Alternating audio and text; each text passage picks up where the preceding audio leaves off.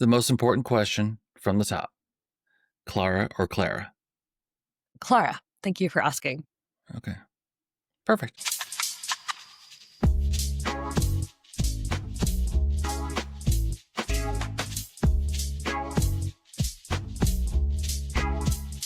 The primary reason that I do it is to make sure that I talk with people more often because I don't get a lot of foot traffic through my house, thankfully. Yeah, so here we are. Here we are. Lovely to meet you. Is this, yeah, likewise. Is there anything, like, do you do this kind of thing often or? I wouldn't say often. I've done it a few times. I've actually used Riverside once before for another one of these. So, but yeah, still getting my bearings on how to talk to people with unscripted interviews, despite my profession, where I often ask questions in Right. unscripted interviews. So Exactly. This is, see, you've hit on it right there. It's one of the things that, I mean, and this is my perspective, so they aren't really doing anything wrong, but whatever, I'll set that aside. These idiots, no, I'm kidding. Like people who follow a discussion guide literally, and not even just a lack of follow-ups, but just like, I've asked question 1. Yes, I have asked question 1. Okay, moving on to question 2, forgetting that they're talking often to another human and that those conversations can go many different ways, and sometimes that's really okay. So that's kind of the vibe that I hope to engender with these conversations. As I like to say, these are conversations that just happen to be recorded. But is there anything that's been on your mind of late that you want to make sure we talk about? specifically within the UX world, I don't know. I mean, I think one topic It doesn't that have to be. it doesn't have to be. I mean, there's lots of things to discuss in the world, many of which are not great. But no, I mean, I think one thing that is very much a pertinent topic right now is what is hype and like what is here to stay. And pretty much every day that has come up, both in work and in personal life with respect to AI. So we can talk about that, but I'm also happy not to talk about that, given that I talk about it every day. So Yeah. wherever you want to that. start, yeah. Oh, we started already. So I like that. I like the hype versus what's here to stay. And even setting aside AI for a moment or forever, whichever. I feel like I am always living in this world, perhaps peripherally, of it's like 93% hype all the time. And the things that are here to stay, it's not like they're not there. It's just we don't talk about them. And this is a feeling statement so far where I'm trying to wend my way toward an example, because that's how the human brain works. I agree. Mine does. Yeah. But like, I'm going to have to start broad here, but just basic fundamentals of how to do research, how to do design, I think often get so eclipsed by tools, conversations, and whatever the most exciting thing is being pushed by the most exciting tooling company. And I just find, like, I think I just don't care. Maybe that's the problem. I just don't get excited about those things, you know? So yeah, I get that. I mean, I think for me, like, I've been working in and around AI for almost 10 years now. And obviously AI and what it is and how it's applied has changed quite a bit. I'm also not I'm not a data scientist. I don't have a PhD in like machine learning or anything like that. So what I understand about AI is more surface level cognitive science and also how people feel about it and how it can be deployed as a tool rather than like how it actually works. So maybe not the best person to have an opinion on this, but I think that there's a lot of, with AI and also with other things, I think that we got set in these situations where there's a lot of excitement about a new technology or a new tool, and it's like, okay, where can we apply it? How can we use it? Right. How can it change everything? And I think that's actually a great prompt. Like sometimes if you're running a like design thinking workshop, you might have something like that. If we have this concept, what could we do with it? Um, Mm. but I think that there's maybe sometimes this expectation that because it exists, it will be useful, when really we just have to see how it plays out. Um, I think that like I've come across a lot of situations where AI specifically has been really helpful to me, or at least I could see how it would be useful to me.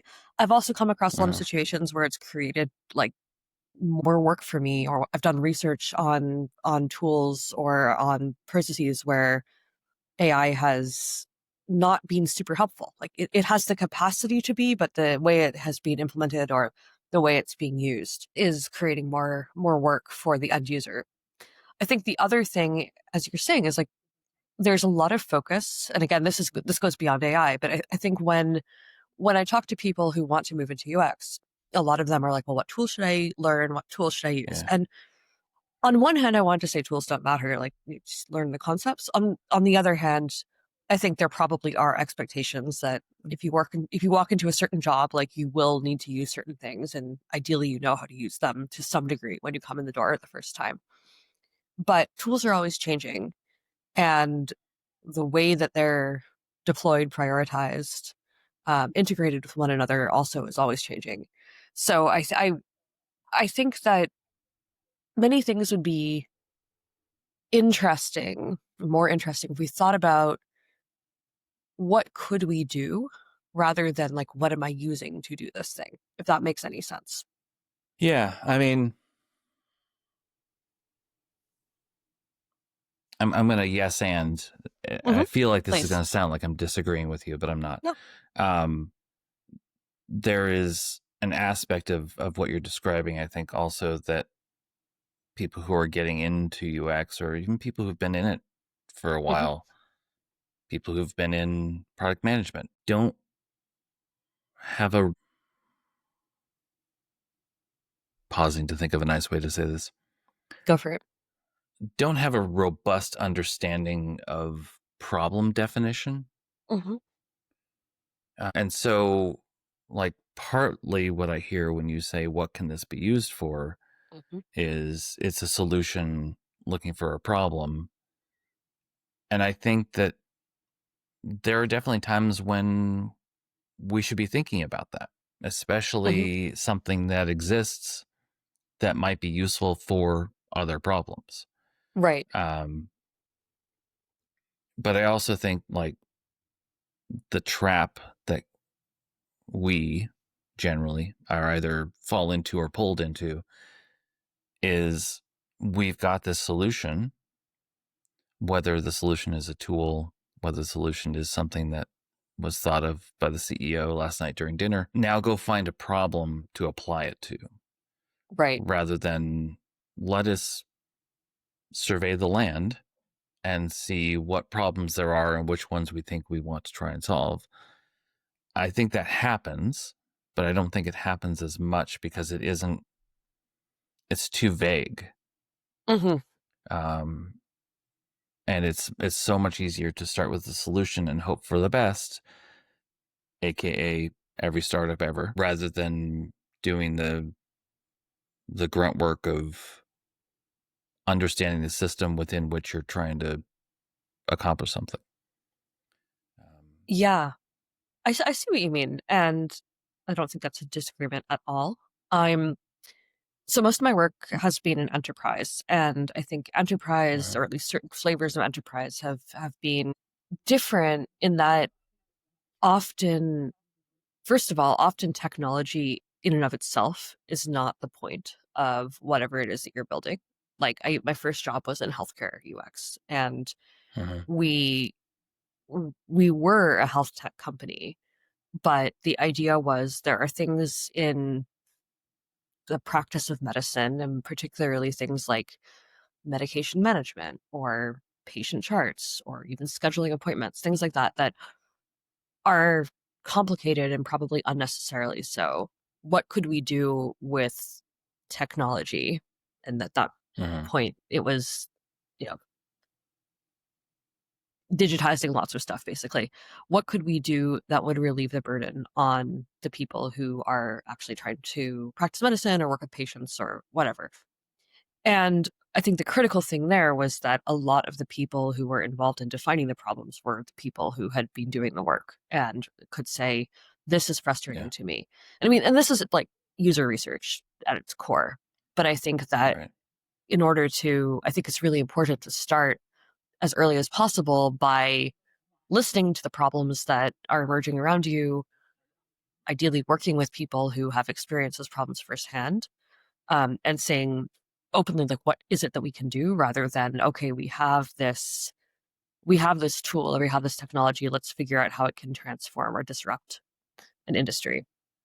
And I actually think that there was some point in the last 10 years when the word maybe the word disrupt started to wane. I feel like it was everywhere for a while, and then people were like, okay, let's stop disrupting things and let's figure out what we're actually trying to do and go to the experts, or at least like recognize that you can have you can have natural evolution rather than like having to blow everything up. But I do feel like sometimes in the AI world we're starting to see that again. Like AI is fundamentally changing everything.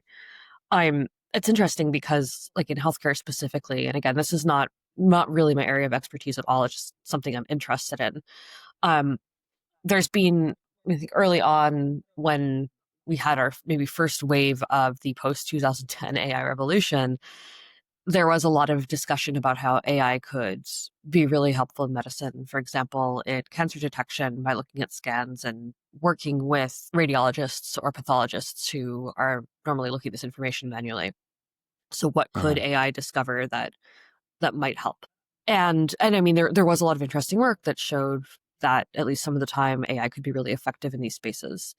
But in like casual conversations I've had with medical practitioners, like not even part of my work, just talking to doctors or reading stuff, I think absolutely like there are places where AI is still able to do amazing things, but sort of going back to what we were saying earlier, sometimes it's creating more work.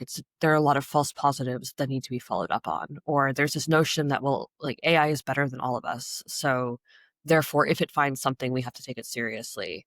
And Right. how do you level that against like someone's expertise? I think another maybe less AI focused example is years ago, I think around the time I started working in tech, and healthcare tech, there was some kind of, I don't know what the right word is, but basically problem that had arisen among a number of health tech companies, where when you had patient charts and you were trying to prescribe a patient medication, you would get these warnings that would say patient's allergic to this, or there's a contraindication with something else that they're taking. And that was obviously really critical. But all of these warnings were weighted equally and were treated equally visually. Mm-hmm. And Yeah. turns out that a lot of the time, clinical expertise says, well, you don't actually need to worry about this, either because the benefit of taking this outweighs any potential risk, or the patient's potential reaction is so minor that like if it happens, we'll deal with it. But really, there's it's not going to happen. And like legally, this just needs to be here. So then you have alert fatigue, where people just start learning to like X out of stuff or swipe past things, and then sometimes there's actually a big issue. So I think sometimes we're coming back around to that as well, where like we have access to these amazing data analysis tools or these amazing synthesis tools, um, that really need to partner with people who have that level of clinical or whatever their domain is expertise. And I think there's a reckoning that like needs to be had in a number of industries about what that partnership really should look like, um, and where AI can do a lot and where it needs to be more of an assistant. Mm-hmm. Yeah. Yeah. Well, I think, partly what you just described, especially with the alert messages, is a design problem. Hmm. Um, in the sense of those designers designed incorrectly for whatever reason. Hmm. There are lots of reasons that it could lead to that they don't have a lot of control over. Hmm. Um, and I'm casting a wide net on design. It could have just been engineers, whatever. But yeah, people who choose for a thing to be a certain way. Hmm. That's my widest net on that one. Um, but again, it kind of goes back to like we've got this new shiny thing that's going to solve everything, and everyone's told to use it. Everyone's told to trust it, and so very often they do, and they shouldn't. Hmm. But they don't. One, like they might be not be in a position to know any better, and two, they might be in a position to know better and have no recourse around the system that they've been thrust into.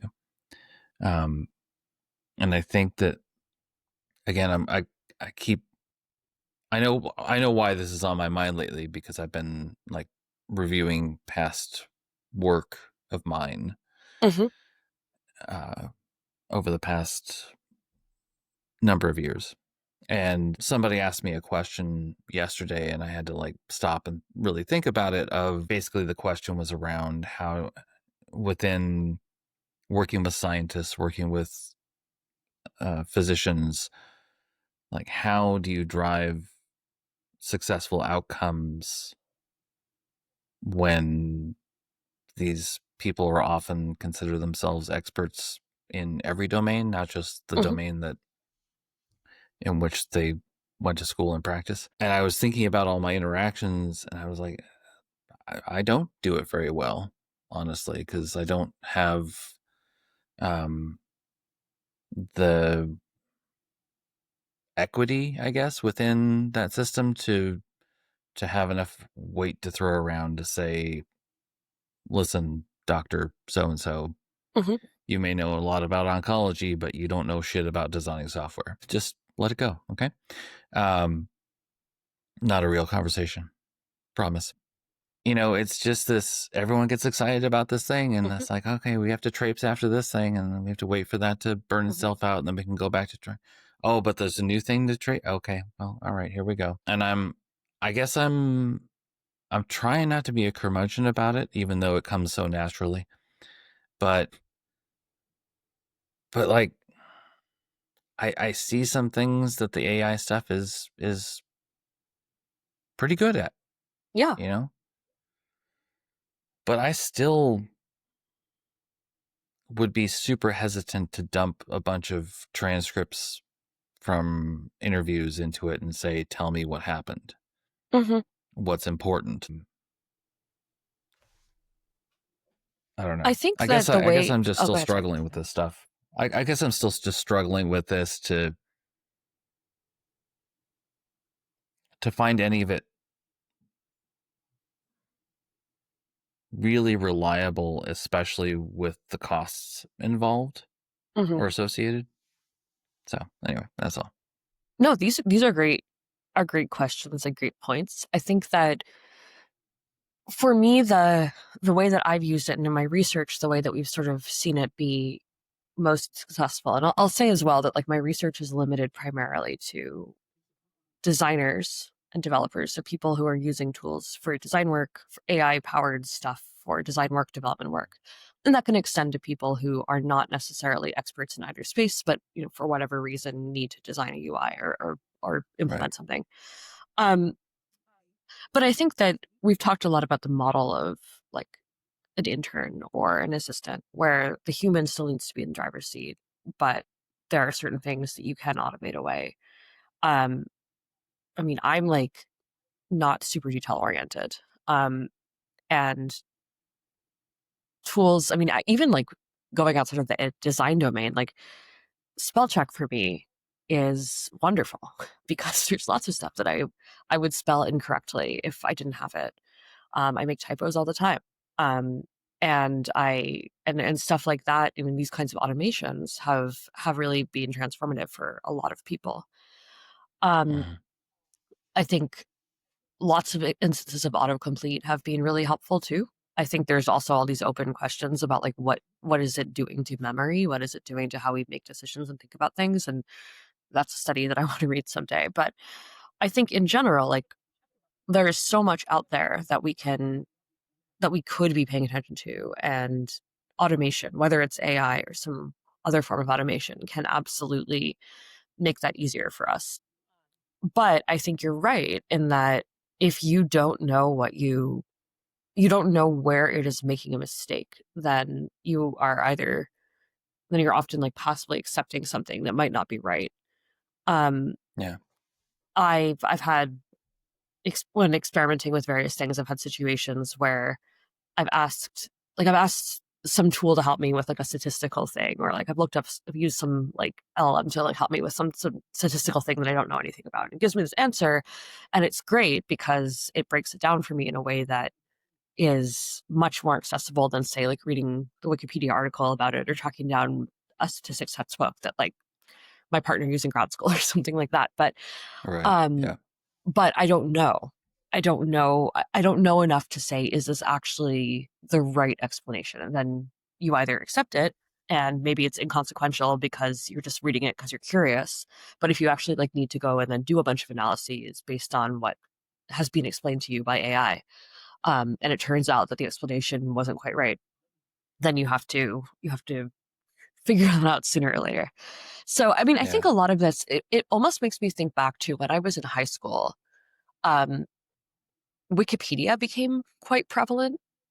And I remember a lot of discussion about like, should the kids be using Wikipedia? Because I was lucky enough to go to a high school that placed a lot of emphasis on understanding the difference between primary and secondary sources and sort of how to evaluate the credibility of a source, cross-checking things to make sure that like you're citing things that are reasonably well agreed upon.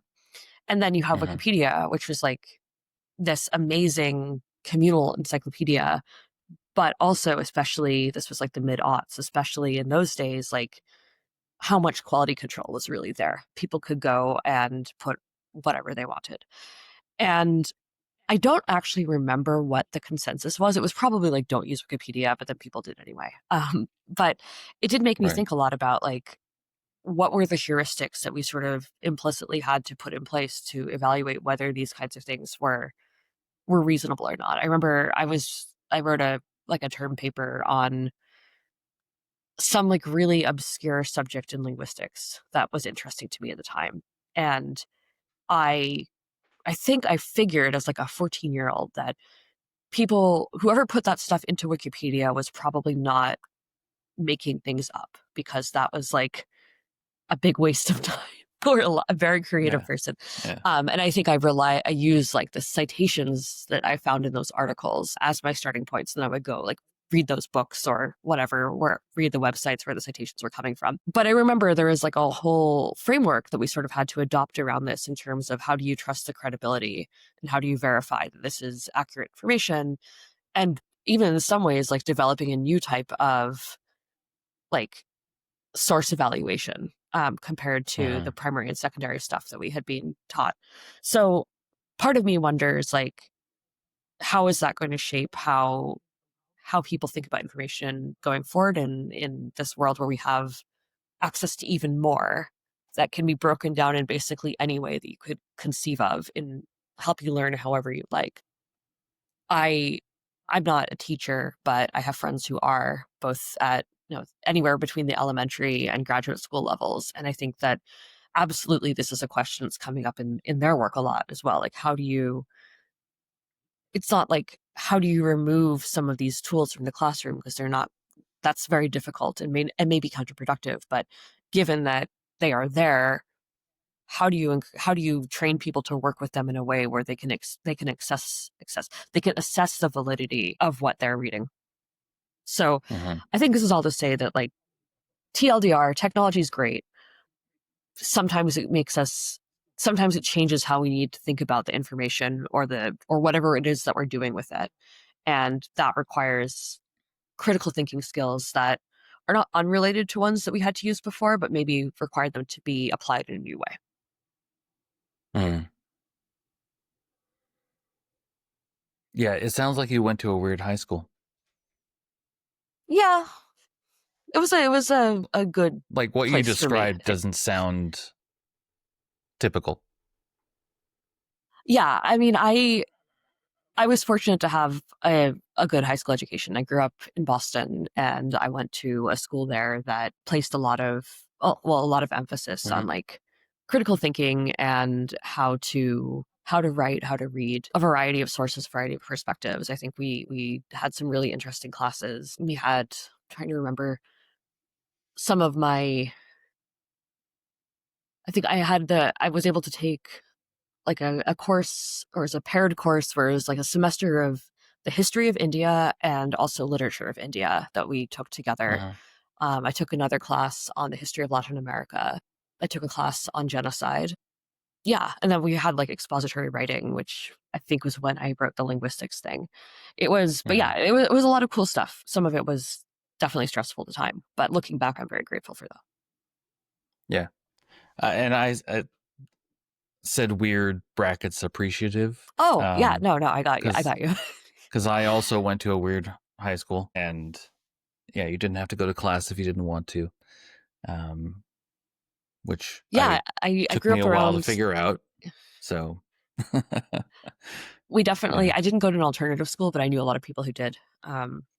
Yeah, where you have like class optional, or you learn, you you sort of design your own coursework, Hmm. whatever that Yeah. looks like. That's cool. Yeah. And then you find out, like, oh, I didn't go to class and I failed, and you're going to kick me out. Oh, no. But, I mean, that's the whiplash of going from a school that was put in what was originally built as a prison and rigid structure into something where it's like, hey, you're 14 and a half. You don't even have to stay on campus if you don't want to. Go wander. Where did you grow up? Anchorage. Oh wow, okay. So very, very different, probably. Yeah. Well, I mean, Anchorage is a city. Yeah. It's surrounded by Alaska, and a little bit of Alaska runs through it, but it's a city. Anyway, I got distracted there. No, ADHD. That'll do it you're all too. good. The Wikipedia example that you gave, I think, is a really good one because, you know, you're right. We are what in the 25th year or 24th year, whatever it is, of Wikipedia. I can't remember how long it's been Hmm. around. I Uh, don't know. Look it up. when it's been, I think, in wider adoption, right? Hmm. And and I do recall at the time lots of conversations around like, can you really trust what you're reading online? And now it's Hmm. kind of like, for the most part, I feel like you go to Wikipedia and what you're reading is probably the truth or Hmm. probably close enough. But I also think like the things that are not more ephemeral or more about people, the things Hmm. that are more about things that have happened and stuff that exists, they tend to at this point have that robust and sourced, Hmm. cited. There we go. Robust and cited information on it. And now we've got something that is, conversational Wikipedia. And it's like sometimes, like if you ask it, it'll tell you where it gets the information Hmm. from. And sometimes those places don't exist. But I think knowing humans, Hmm. um, we tend toward the I just need to get this done because I have so many Hmm. expectations of me and I need to get through my day and I'm not going to ask any questions, just give me the thing. And that's the part about this that, to your point about heuristics, about like how we understand this stuff, and a collective agreement about, you know, trust but verify rather than just Hmm. trust. Hmm. those are the things where I think we're going to go through a lot of, assuming the bubble doesn't burst and everything Hmm. burns to the ground, metaphorically, hopefully. Once we go through these growing pains, like, one, how do we get through it with less pain? And Hmm. two, I wonder what that's going to look like and what things are being done now to channel us toward that path. Like, I don't Yeah. know. I don't know if anything. I'm sure things are being done, but I don't know what they are. I mean, I don't know either. I think that with Wikipedia and other of these online repositories that we have, I mean, there's certainly bias there as well. And I think that Mm-hmm. I mean, as you say, I think there's certain things that are probably I don't know. I'm not an expert in any of these areas, but I imagine that there are certain things that are less controversial, or like if you have a Wikipedia article that recaps a book, um, that's something that the plot of a story that's probably easy enough to verify. However, if you have an interpretation of themes, then that's where it becomes a lot more subjective. And I don't Mm-hmm. know like who wins out there. If you have multiple people who are proposing multiple interpretations, do you put them all there? Do some of them win over? What are the internal dynamics of how editing works? I actually have a coworker who I believe worked on some of this stuff for Wikipedia at one point. So maybe I should ask. Maybe you should have him on the show and ask him about it. But I mean, I Explain think these kind. yourself. No. Yeah, I mean, no, but I think like a lot of the dynamics of these collective online collaborative communities are really interesting, and there definitely have been studies that I've read over the years of like where does bias emerge, and how are they self regulated if at all. Um, I so as I mentioned, I have several people in my life who are educators, and they're one of the questions is I think the dialogue has gone, in some cases anyway, from do we let AI into the classroom to AI is going to be in the classroom in one form or another. How do we help people take accountability? So, like one among my friends who teach at the high school and college level, I think one thing that's come up a lot is if you write a paper with, say, ChatGPT, what when is that okay, and how do you disclose it? And what are you responsible for? And I mean, I think the general sentiment seems to be that if you are responsible for whatever you turn in, and you need to take credit. You need to give credit where credit is due. That includes Right. any sources you cite. That also includes any robot co-writers. How well that's working, I'm not sure, but I do think that there, as you say, like as with anything, you're entering into a partnership with another resource when you use these tools and you ask them or you ask them for information. So you need to decide how much are you trusting it. I don't know. I mean, I'm not a parent, so I don't have children in school right now or anything, but I don't know what discourse around like credibility of sources looks like in schools today. I mean, I'm sure there are schools that do teach that, Uh-huh. and ask students to evaluate different kinds of sources and read a variety and that kind of stuff. But we also, I mean, compared to when I was in high school, like we had videos and we had YouTube and to a degree, and we had all this stuff, but you didn't have the filter of information. Social media was still relatively nascent at that time, so you you couldn't just go online and sort of like effectively see whatever it is that you wanted to see. You could find someone espousing basically any opinion that you want. We didn't have that then, at least as readily available.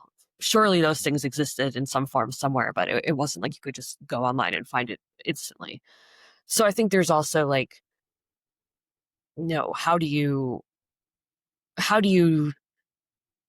balance like I guess what I would say is like I'm interested in how people are treating the question of like what is a credible source and how has that changed in a world where source material might look very different than how it was when we were in high school. Right. Yeah. Maybe I should go back to school and try to study this. I don't know. But Well, I mean, right, because like these days the source could be a co-authored article between a person and an AI, and that is Right. being cited as the source for something else. And it's, yeah, and not even not even getting into the whole, the bias inherent in the system, that pick your system Right. and hope to understand what the bias is.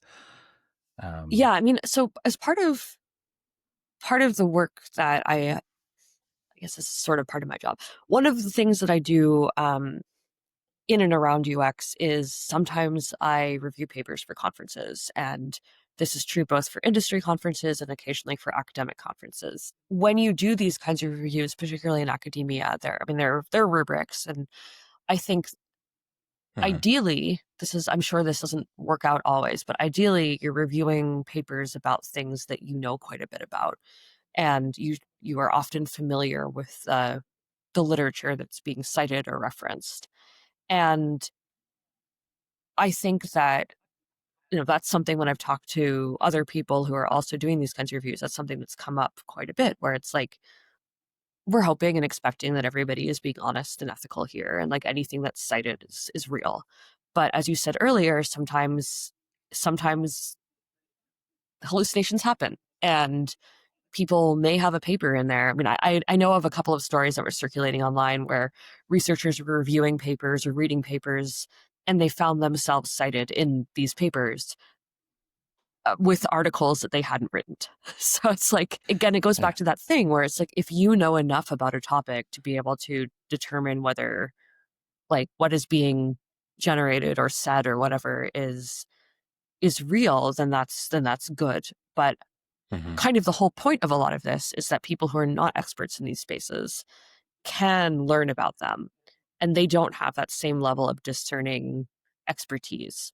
So that's why I think that's why I think this is so important. I don't know what the solution is, but it's something that, like, I Yeah. definitely feel very strongly about.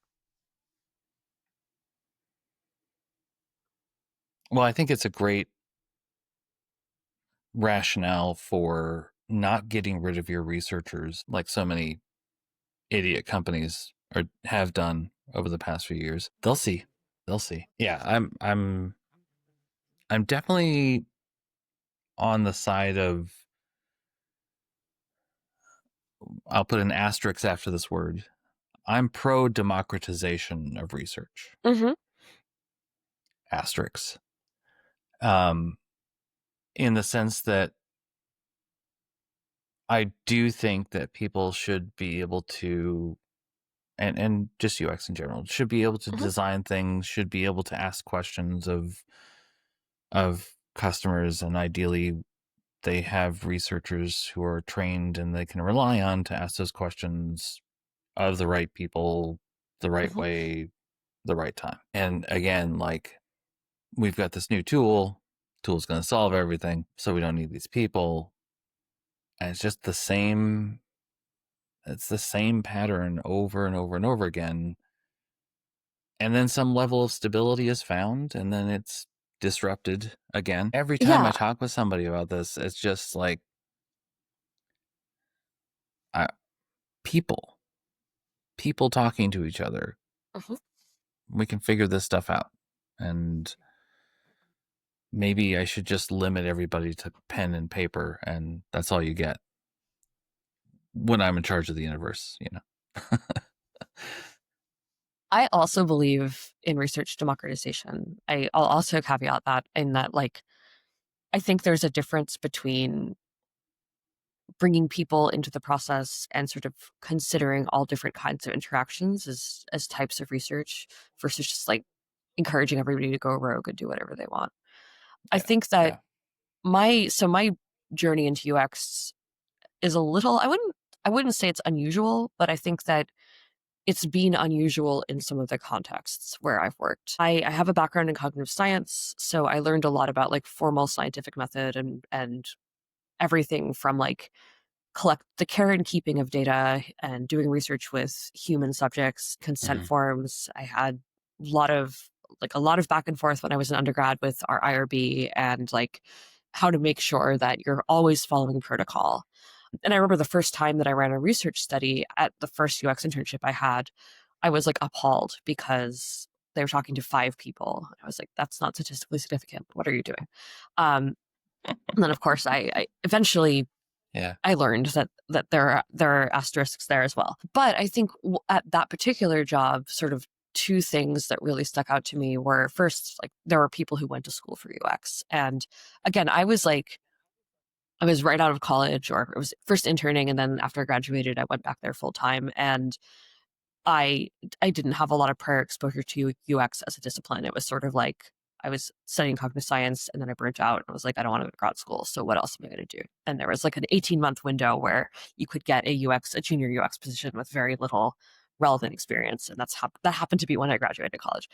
Um, but I think like I met a lot of people who had rigorous training in these things. And in some cases, Mm-hmm. I think the training taught them like when to flex things a little bit. So like, when do you apply the rules to the T, and when do you say this isn't exactly how it should happen by the book, but like because of the context we're in, this is how we're going to modify it. The other thing that I saw, though, and again, this was the healthcare company, is I met a lot of people who had come into UX through the healthcare world. So someone on my team was actually a former nurse practitioner who had been in the weeds, like doing the stuff that our end users were doing, and felt like she didn't want to do it that way anymore, and she wanted to change it. So she went into the tech side of things to try to make the change.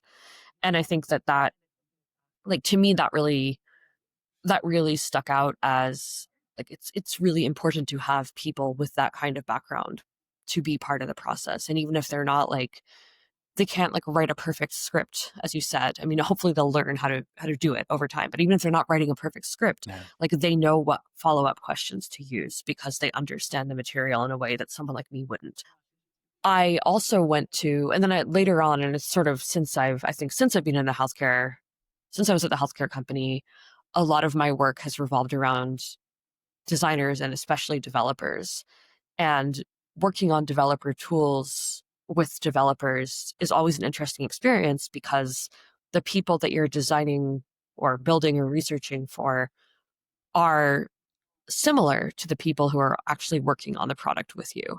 So then there's like, how much do you leverage their expertise and encourage them to guide the direction of the product because like they know a lot about it and they do the Uh-huh. stuff, versus say, well, you're a developer working on a developer tool, so you likely know more about this specific thing and you have more insight into how the product works than your end user would. So you need to take a step back and like have somebody else lead the testing. And again, I think as someone who has worked in fairly technical spaces that I don't know a lot about, or at least Mm-hmm. coming in, I don't know a lot about, I really have had to rely on the domain experts in all aspects of the design and research process, and have valued a lot of what they've brought in. But I think, as you say, there's like a bit of a slippery slope where it's like, how do you make sure that you're still preserving like some level of research integrity? And I think especially in a world where like you could have AI tools do a lot of it for you, like, when is that appropriate and when is that not? I think some of this also just comes back down to psychology. And as you say, humans being humans. So Uh-huh. one trend that I've heard about in some job hunting spaces, in recruiting spaces, is that people will have their first interview with an AI because it's easier. You can have a human like AI do the initial screening. And I think a lot of the stuff I've read about it, and again, like, maybe there's lots of great press that I'm not seeing, but a lot of the stuff I've read about it um, are people like not realizing at first that they're talking to AI and then being very disconcerted when it happens to them. Maybe we'll get to a point where everybody talks to robots all the time and like it's all cool, but we're not there. And I think the human connection is still Yeah. very much a big part of how we want to relate to people, and replacing everything with AI, robots, automation, whatever you want to call it, is not. I think it's a difficult world for people to be human in across the board. Yes, like there are some people who will respond well to that and who like that.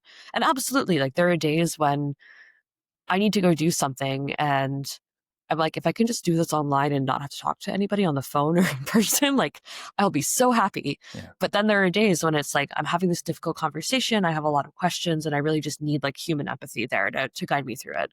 And especially when those situations are more stressful or more complicated, like, yes, Uh-huh. you need to be thinking about like who's coming to this and how might they be feeling, and is it really right to put this in an app or behind a screen or with a robot. And again, that's why you need, in part, why you need UX to help you figure that out. I'm sorry that I chuckled when you said about statistical significance. Okay. It's something that I was taught when I Mhm. started, and was taught that it was, you know,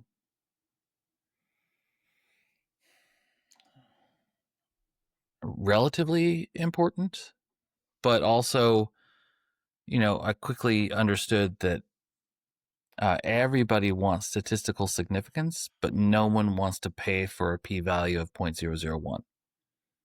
And it's because it's Yeah, just not in the budget, right? that makes No, we sense. can't go talk to 1,056 people. You can have five. Five's Mhm. good. Let's go talk to five. We still got our statistical significance, though, right? No, you don't. You don't. I think it goes both ways, though. Like, I think that I agree with you that I think people, to get real statistical significance, yes, sometimes that's an uphill battle because people don't, yeah, it's expensive. But at the same time, I think that talking to 1,056 people is often not a good use of time, statistical significance or Yeah, otherwise. And I think that same. Yeah. going after that sort of suggests a lack of understanding of what we're trying to do here and what the best way um, to answer those questions are. And that's absolutely like not on you or your theoretical example. I think No, it's no, just no. that, I get it. Yeah, yeah. but I think it points to like maybe a lack of understanding of like what is good enough. And I mean, this is like another pet topic I have that I'll just babble about for a second. But I think that there's a lot of discourse around like what is good enough research, what is good enough design. And I think that one thing I mentioned earlier, that like I have a little bit of an atypical background when it comes to UX and some of the places I've worked. And I think one thing, as I've like many people, both personally and professionally in my life, come from academia. Um, and even though I didn't go to grad school, I am going to have a deep appreciation for what it takes to get a PhD and to be in that space and to really be a specialist in something. I think for some people who come from that space and then go into industry, and especially if like they're going into a UX role, you're going from like needing precision and having like those peer reviewed papers and having dissertation dissertation committees who will hone in on the tiniest things, to a PM who's just like, does the number go up or down, and does that represent revenue gain or loss? And Right. that is, and to make the kinds of decisions that will answer those questions are very, very different than like the kinds of decisions you would need to make in order to prove a new theorem or really contribute to your field. Um, So I think like getting around that mental model switch can be really challenging for some people. Some people are great and they embrace it and they're so happy Yeah. to be out of that world, or they just want to try something new. But I think for other people, sort of making that leap, or even for people who like have a certain concept of what research is, and of course, like it is about statistical significance, it's about precision, and it's only about quant data. Like don't give me any quotes, just show me numbers. Like I think that there's a little bit of a disconnect about like why are we here and what are we doing and Uh-huh. what value does it bring. And in general, like I'm an advocate of trying to educate on that.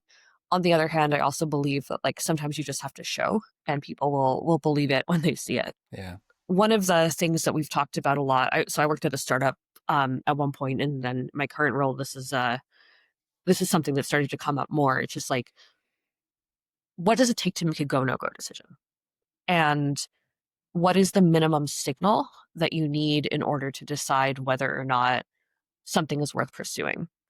And Uh-huh. there are lots of great frameworks out there. There's like the heart framework that I think lots of is in lots of places online. I can share it if you want.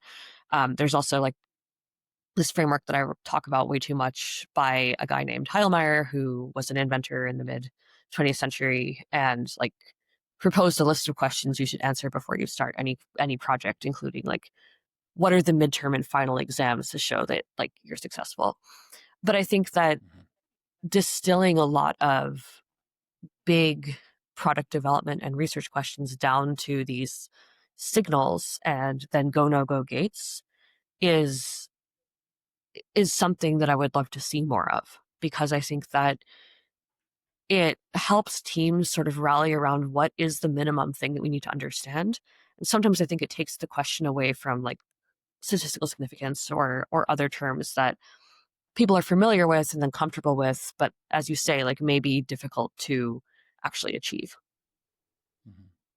Sorry, that's my soapbox. I have a lot to say about that, but I Oh, will hold back. this is I mean, this is a soapbox friendly space, and frankly, I'm glad to take a break from it and let someone else stand on the box. So, um, yeah, it's I don't know. I know it's cynicism, but you said go no go, and Hmm. my initial reaction was like, and I'm not trying to correct you, but like, what's in Yeah. my head of, don't you actually mean go? Because it was already decided that we're going to do it, and so we need to. Well, that's the I problem. think, yeah, I think that there's that's like the sunk exactly it. cost piece Like, that yeah, yeah, I mean, so like in my time in the startup world, I, and I mean, I lived in San Francisco for a long time. So I also just saw this like around me. Um, when I think in like a lot of the meetups I went to, you have to balance, like, we spent a lot of time doing this thing.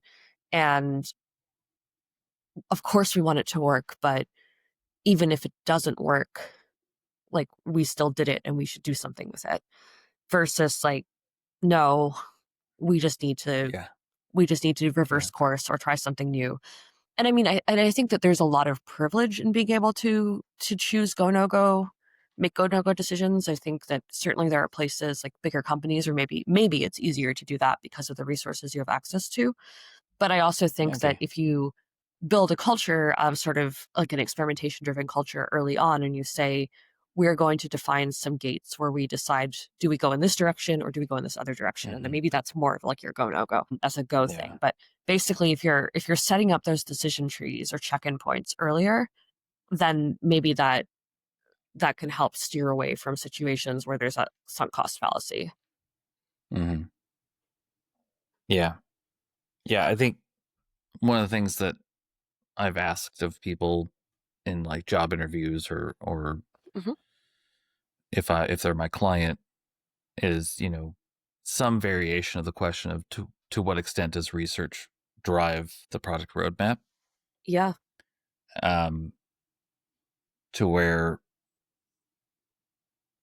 we're doing exploration that precedes decisions to even consider a time when we'd have a go no go Hmm. discussion. I know that it happens, and I know that for almost everybody it's haphazard because of how the systems are built for them within which they work, of like how they're incentivized, Hmm. what they're told their parameters are. I'm thinking of product management in this case, that they just don't have a lot of time, they don't get a lot of support. Uh, they're told to make decisions, to ship, et cetera, et cetera. And there's just not a lot of, there's not enough, oh God, what's the term? Critical critical mass? That's not quite the Hmm. right word. I don't know why I'm struggling with that one, because it's my brain. There's not enough critical mass, I'll just go with it, that to where enough people can be like, can we just pause for a moment and be Hmm. like, this is not a great way to deliver on the promises we've made. Yeah. Well, I think it's Resituate also just a little hard bit. when you're in like, I don't know, like the startup I joined was very early stage when I got there, and they actually I think had a pretty healthy appreciation for research and data. But I think that you're really, a lot of the time you're really trying to survive, and you don't have a lot of you have to get things to market. You have to, you have to show that your investors that you're doing something, Yeah. and you maybe only have one shot. So I think that on one hand, like research might help de-risk a lot of those things. On the other hand, it can be seen as a blocker. And then, Yeah. yeah, and then you end up in these situations where you have something that may be half baked when it goes to market, and you just sort of have to live with the consequences. So Right. totally, And totally, we'll fix it later. Next yeah, sprint, we'll fix it. exactly. Yeah. Yeah. I mean, it's a great time to segue to something completely different and not play, and do plus or minus seven. Good Lord. I think I have a Seven migraine. plus or I can't minus speak two. today. Yeah, 7 plus or minus 2 questions. sure, sounds Um, great. because it makes me laugh. Of course, And everyone knows that the correct number for anything is between 5 and 9. Um, apparently. In all situations unless it's ever. 42. But yes. Yeah. Oh, right. Right. There's some edge cases. No, I'll stop. All right, question number 1. Ready? Mhm. What's something that you did recently that went really well? And there's no guide rails on this. It could be personal, professional. You can be like, I don't want to answer that question. That's dumb, Matthew. Stop Oh talking. no, it's a good Like, question. I'm just trying no to think barriers about here. what really well means.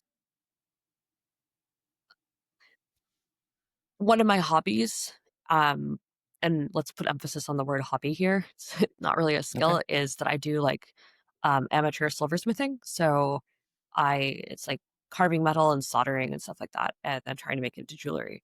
And I feel like I'm finally getting over my fear of soldering. So for me, that's an accomplishment, Excellent. even if the stuff I'm making doesn't look great yet. Yeah. I mean, how long have you been doing that? Like on and off for a couple of years. But there's something about I also tried glass blowing at one point, and in both cases, like I don't know if you have experience with either, but you basically have this moment when like something is going to melt and it needs to melt, but it can't melt too much. Otherwise you mess it up and you have to like catch that moment.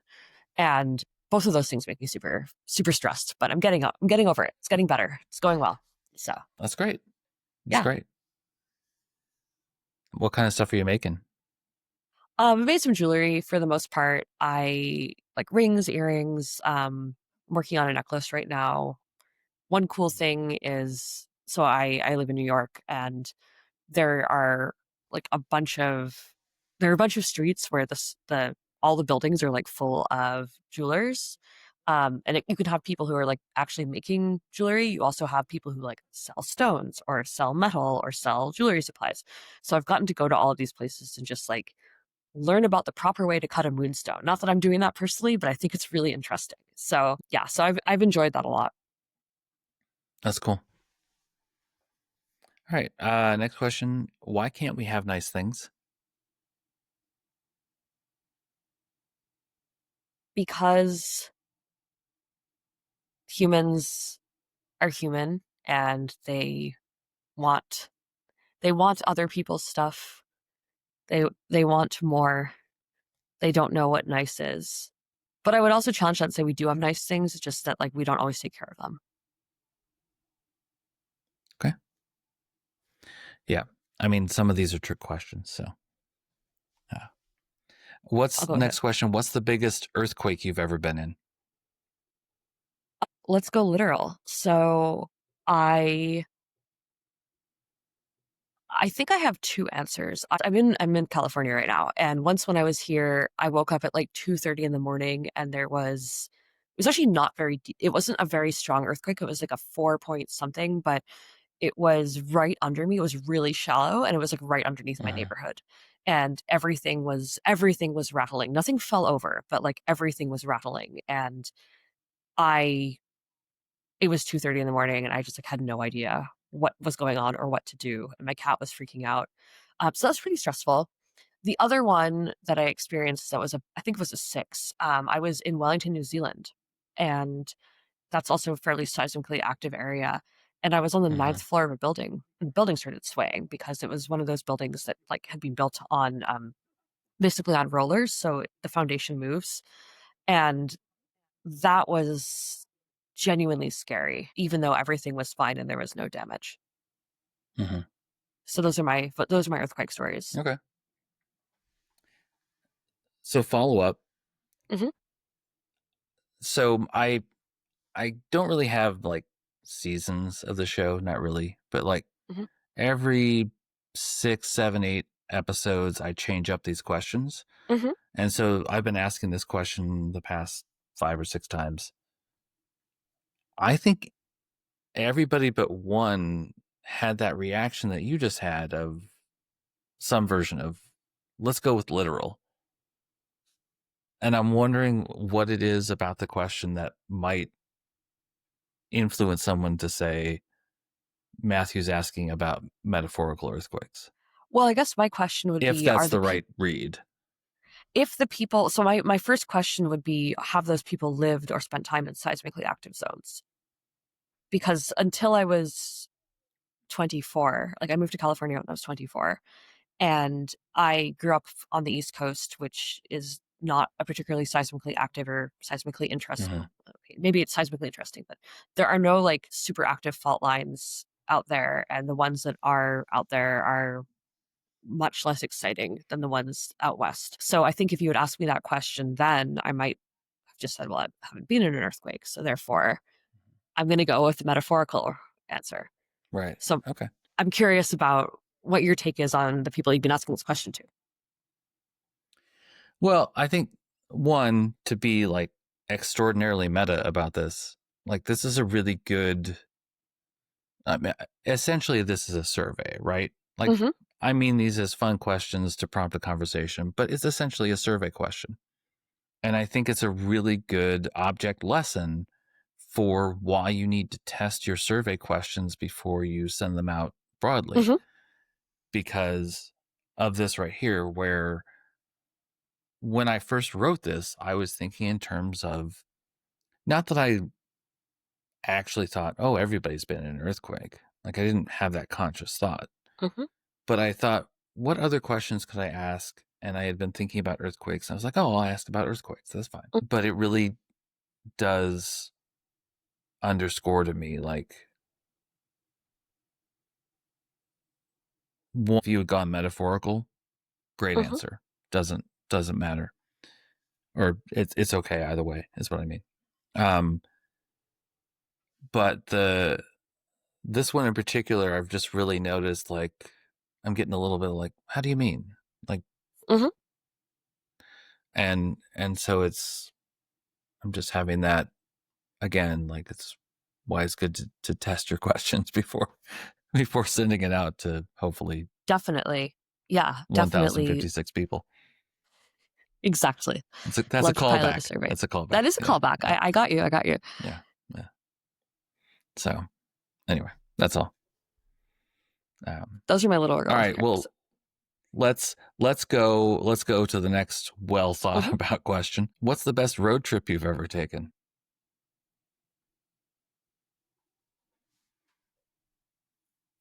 So I don't have a car.